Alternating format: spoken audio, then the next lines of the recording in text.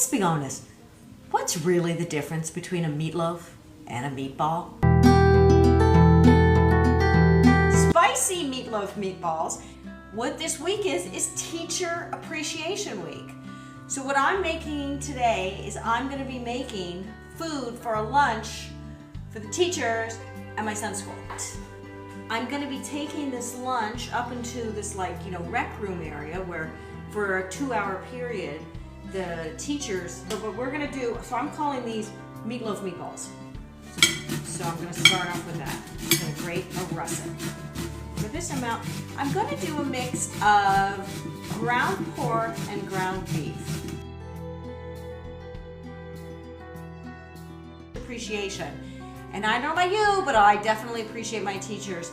And I really appreciated them, as I'm sure many of you did, during COVID lockdown, when I'm like, let me get this straight. These kids are gonna be here the whole time.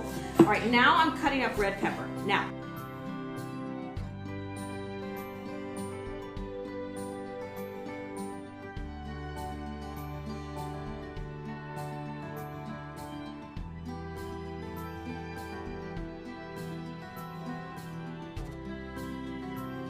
one of the things that you want to do sometimes when you're cooking stuff, you just want the flavors to bloom a little bit. I think of the difference between raw garlic and when you, not even cook it, not to brown it, but just sort of let the garlic sort of simmer in a warm oil.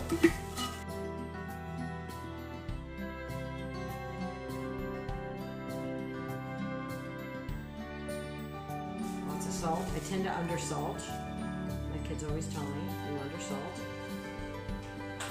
Worcestershire. I love Worcestershire. I always go on about Worcestershire because it has an umami flavor.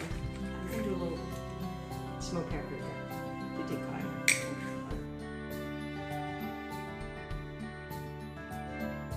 Now I'm going to do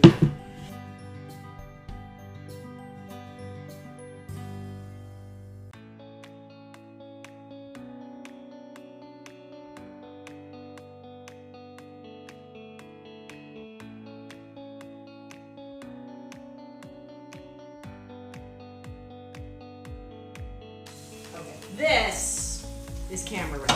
Okay. So putting the meatballs, once I started doing this, is a game changer.